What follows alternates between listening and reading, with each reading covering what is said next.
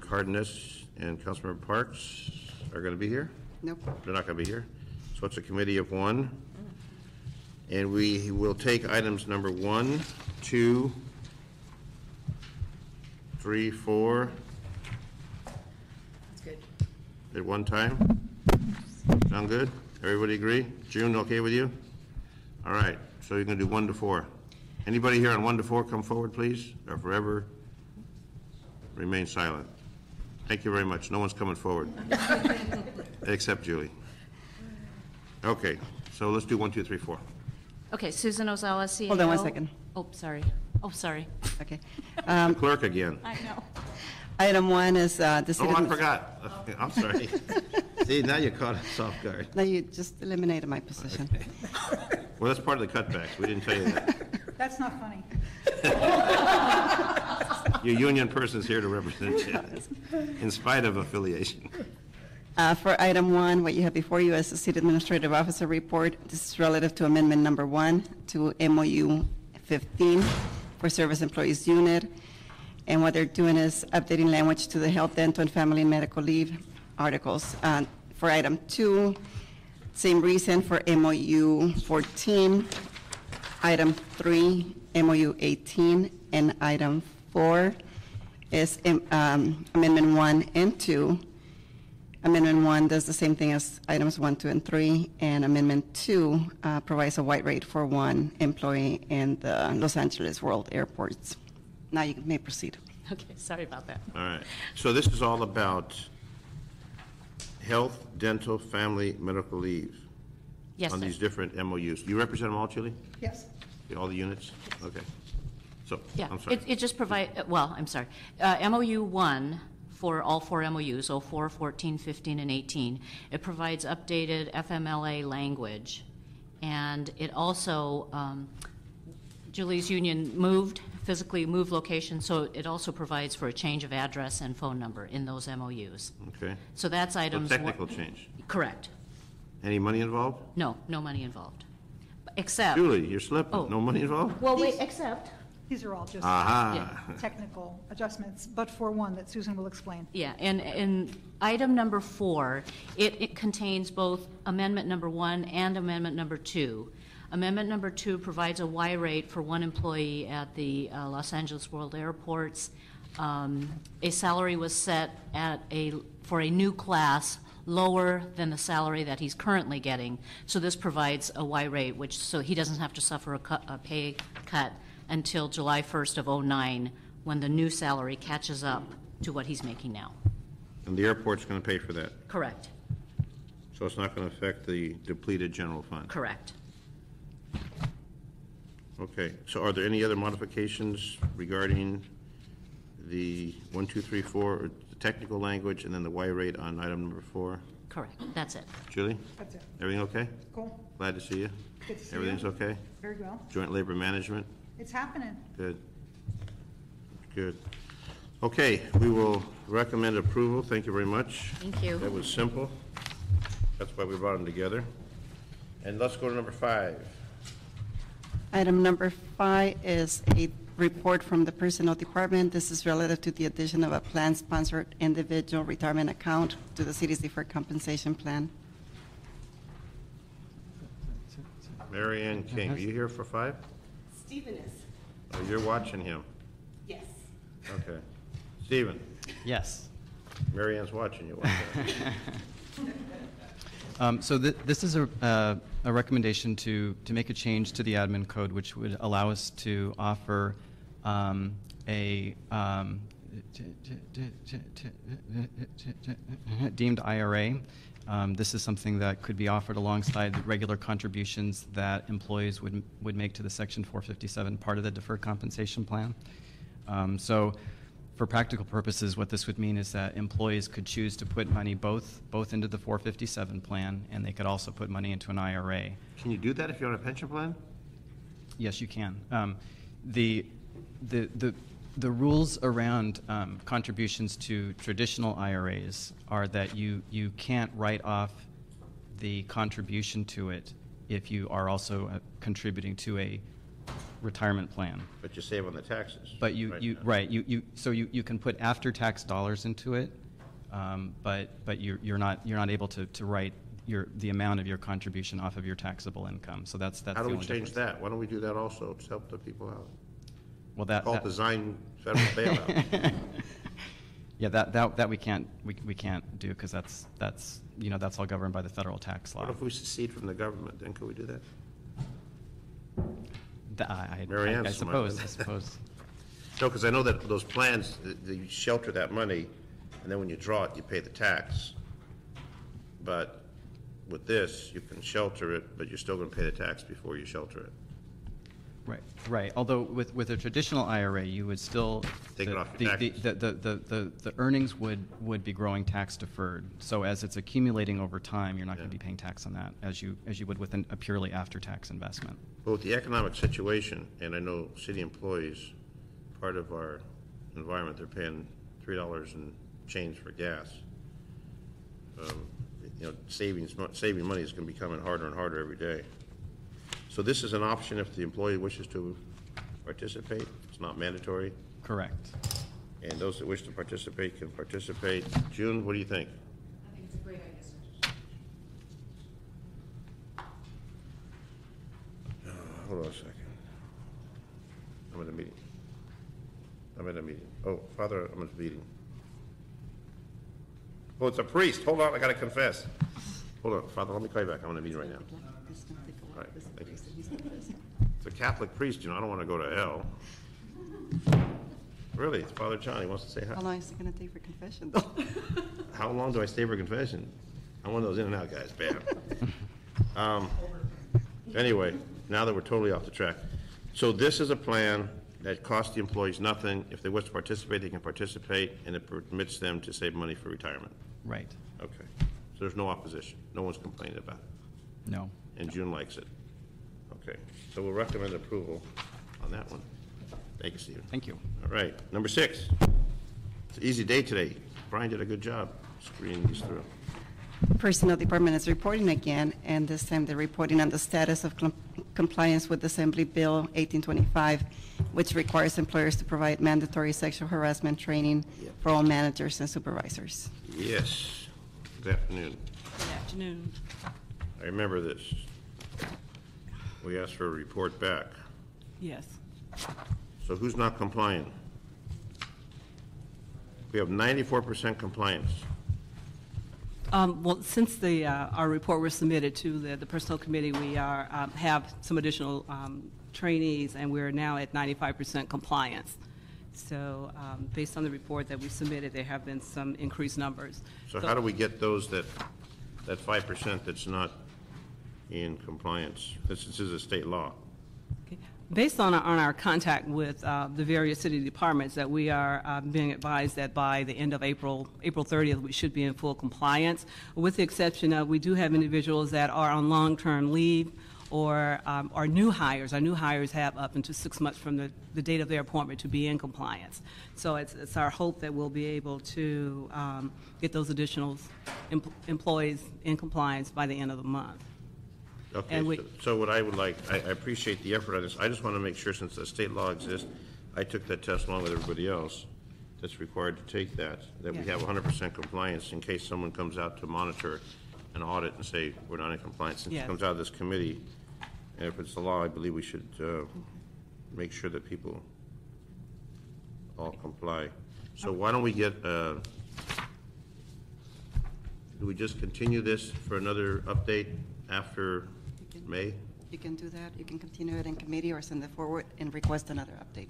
It's your Okay, why don't we do this? Why don't we send it forward and then request an update? Because what I'd like to do is have 100% compliance, Yeah. one way or another. Okay, we will, and we continually work with departments in terms of the compliance, and on a monthly basis, we do get a reporting from our vendor in terms of the number of people who are accessing the program. So we are continually working with the departments to try and get to that 100%. Because see, my concern is if a department's not compliant, then I will have that general manager come before this committee and explain why they're not compliant. Because they may shine you on, but they're not going to shine me on. And that's why I want to make sure we get compliance. Okay. So, yeah, we'll get around to it. But then when they come to this committee, and they're there on the hot seat, and they're explaining why they didn't comply, then it's a whole different focus. And I don't want to utilize that unless I need to. Okay. But since it is a law, and I believe that we should support and enforce the law and get their compliance voluntary, and if not voluntary, then we will utilize whatever methods appropriate if we got to bring the mayor's office in. Because I can see someone doing an audit on this and saying, we get a lawsuit, we are not in compliance, Right. and then the city looks like we're slipping, and I don't want that to happen. So let's report that through, send that through. So you're going to note and file the existing report? Yep. Send it forward to council Yep. and request a report back in May. Well, do you want May or June or July? What do you think would be appropriate for you, for your time? Maybe June. June? June. It's just one of the departments with a very large number of employees that need to go through. Which one is that? That's Water and Power. Okay. But the other departments are pretty much, the numbers are really, really low, with the exception of maybe the fire department. But all of those individuals, they have a number of individuals that are on long-term illness, which will mean that we will likely not even get to 100% Right. compliance due to the fact we will continue to have individuals that are off from work, Okay. but hopefully a lot closer to 100%. But these aren't all employees, just certain employees are required to take this. Supervisors and managers, and our count is 13,988 employees that we were looking to train to be in compliance. Out of 40+ thousand city employees. That's correct. Okay. 'Cause if every employee had to take this, and I don't know where we'd ever finish. Take a little while. Wow. Take a long while. But the online training program is really a good way to go. We Yes. were able to get a really fast number of employees through really quickly. So Now, can you fail that, or is everybody back? no, we built into the program like interactive, so you had a chance to answer, and if you answered incorrectly, then you got the correct answer to that. So we did not add on a passing score or passing exam. Okay. Is that- And are our lawsuits, do you ever track lawsuits in this arena, where our lawsuits are in coordination with this? I know we get a lot of legal issues that come through lawsuits. Well, that information I don't have. Pretty much I am on the training part of it, so as far as the lawsuits, but that is information I can gather. Why don't we have the city attorney report on that, the civil section, when this comes back, and see how the lawsuits are in this particular category? The category being? Sexual Sexual harassment. harassment. And if there's any departments that have an inordinate number of those, or any of those, maybe they need to have a re-emphasis on the training, because the training's designed so we don't have those problems.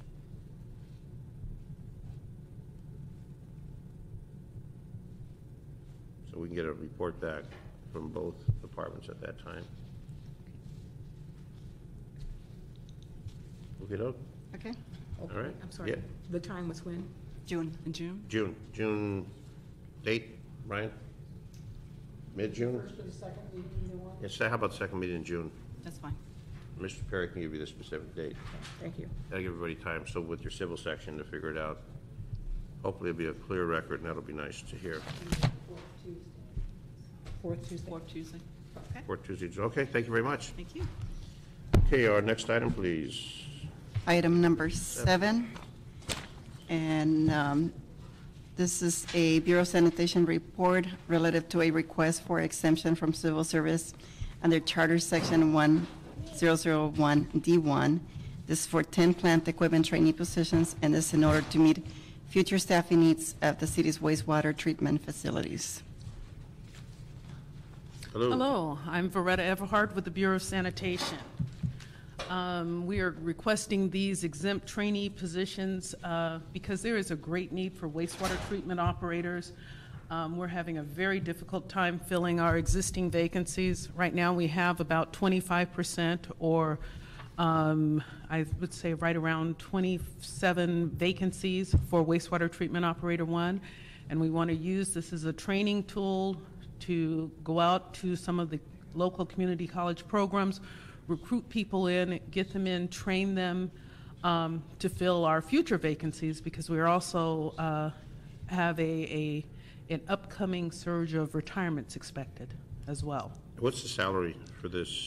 This salary will be around $49,000. We're going to use our vacant wastewater treatment operator positions, which are funded at about $62,000, so there'll be no additional costs. This is all special funded, or the wastewater treatment operator positions are all special funded. So, someone who's looking for a job, not required to hold a high school diploma or have completed any college level course, can make $49,000 to start Yes. at a training program, then move up Or from there. training. Yes, Not and too that's bad. competitive with the county has a similar training program. So our salary is right around that area, or right around the same area as their salary. Does this take into account our exempt positions, June? We have 150 exempt. Does this qualify under that? This is under a different section of the charter. Okay. So we're not going to jeopardize exempt positions with this. No, this is a training class. And then once they're trained, then they could then move into a permanent Yes, they will, city position. correct. Why so many vacancies? The city has, for a long time, did not hire wastewater treatment operators. When the Hyperion treatment plant, as well as the other treatment plants, went through some upgrades and modifications, there really was some downsizing and no need to hire additional staff for a number of years. But we also have an aging force now. I think the average age of a wastewater treatment operator is in their early 50s. They're starting to retire. People aren't entering this field. They're dealing with freshwater treatment or water supply issues. They're not well, it's not glamorous. And there are some programs out there at some of the local community colleges, LA Trade Tech, we've met with them. They're interested in working with us to get people through this and interested into this in the wastewater field. It's a well-paying field. It also has great career opportunity and advancement, because not only are the wastewater operators, but the supervisors and managers in that field are also going to be retiring in the not too distant future. Opportunities to promote. So an opportunity to promote and to provide a good living and a sound foundation for the youth of the LA area. I mean, it's an excellent salary. It is. And you can support your family and be a benefit to society. Not many jobs you can start off with. We're starting off with 10. No, but I'm talking, not many jobs you can get 49,000 without a high school diploma. Absolutely. I mean, that is very unusual. I can understand the need to recruit people for that. Okay. We'll recommend approval on that. Thank you. You're welcome. Number 8. You're going fast today. Yes, we are. Item 8 is your own motion, along with Mr. Reyes, relative to the authorization of voluntary payroll deductions from all current and former city personnel. This is to contribute to the Los Angeles Police Revolver and Athletic Club. Who's here on that one? Harry? You haven't done much all day, so why start now? There are no consent items here. Well, how about LAPRAC? Why isn't LAPRAC here? That's a good question, sir. So let's continue it. LAPRAC should be here to discuss it, don't you think? I know you are. You're also conflict of interest. Were they notified? LAPRAC? Brian? Not directly, no. Well, shouldn't someone be here to discuss it, other than consent item? Because I don't want to consent on it unless we hear from it. Payroll deduction.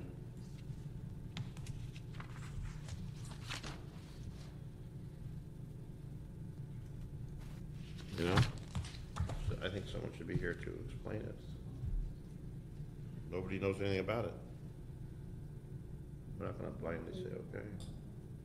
We've done previous ones without representatives of the benefactor being there, so that you can see both. But if you'd like to. That's a we can charitable make sure- organization. We can make sure that they're at the next one. They Yeah. just need authorization for the deduction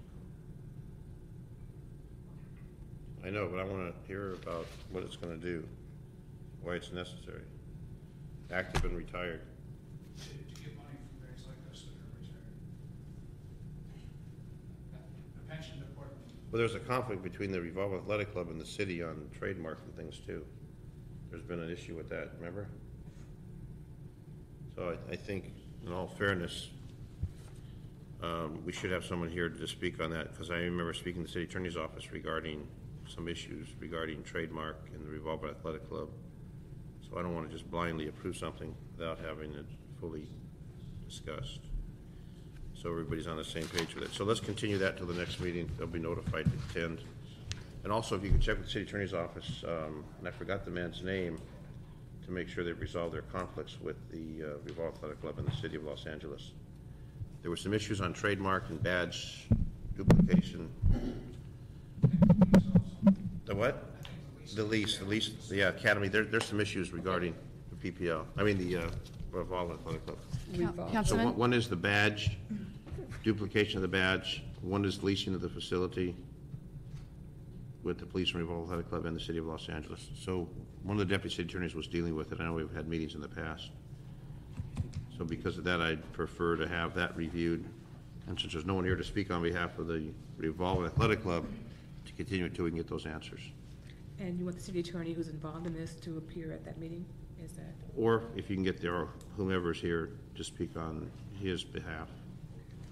I forget his man's name, but he was... Councilman? I think it's Phil Lamb from the city attorney's office that was working on that. In addition, our office was involved in the negotiations of the terms with respect to the lease and also the trademark issue. Did they ever resolve it? I think if it has not been resolved, it is pretty close to an agreement. So our office can also appear to provide you with the status. It was as well. Lamb. That was the man's name. Thank you. Okay, thank you, June. You're here to help us out in these little matters. You're the best, Councilman. You're so wonderful. You got good insight. This goes to confession. Well, she's working on it. No public comment. 3:28, we're concluded. Thank you all.